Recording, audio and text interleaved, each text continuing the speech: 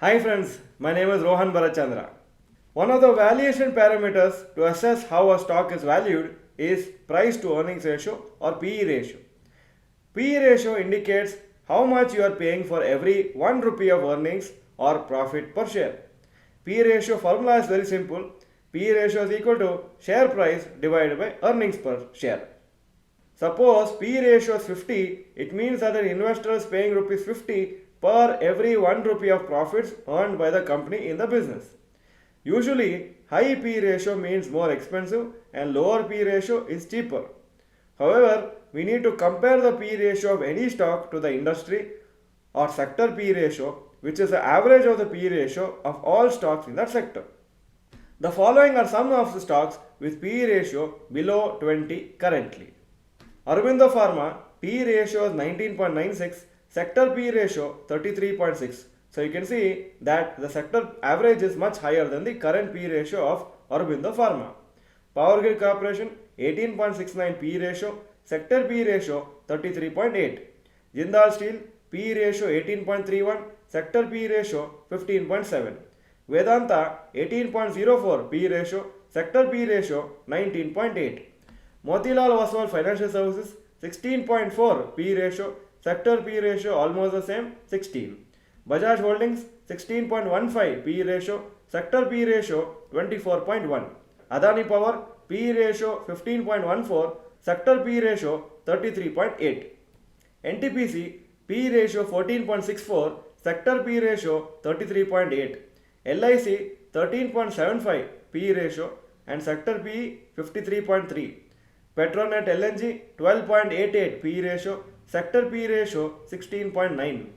General Insurance Company 12.08 P ratio, sector P ratio 53.3. Indus Towers P ratio 12.04, sector P ratio 32.1. IOC 11.32 P ratio, sector P ratio 20.3. GAIL 10.97 is the current P ratio, sector P ratio 16.9. Hindalco Industries 10.72 P ratio, sector P ratio 29.2. Please note the following points. Number 1. Certain sectors always have a low P ratio due to their sector and business characteristics.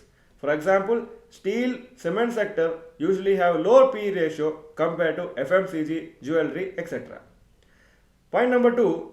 Just because a stock has a lower P ratio, it does not mean that the stock is worth investing in. Similarly, high P ratio does not mean stock is very expensive and you should not invest.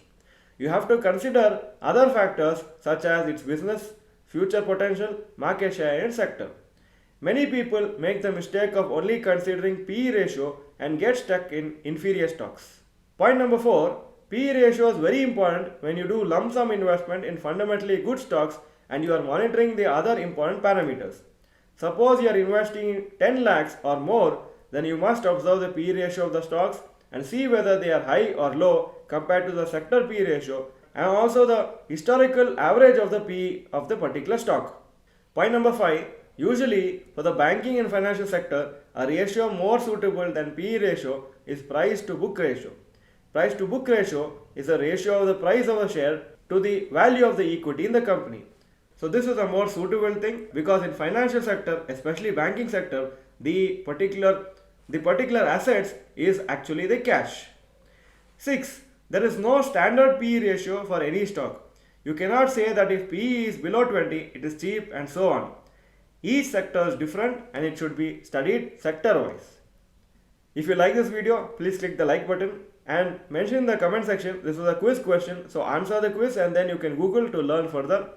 In some sectors, P by S ratio is used for analysis. What does it stand for? A. Price to sector ratio, B. Price to sales ratio, C. Price to shareholders ratio, D. Price to scrap ratio. If you like this video, please share this with all your friends. Thank you for watching this video. Bye bye and all the best.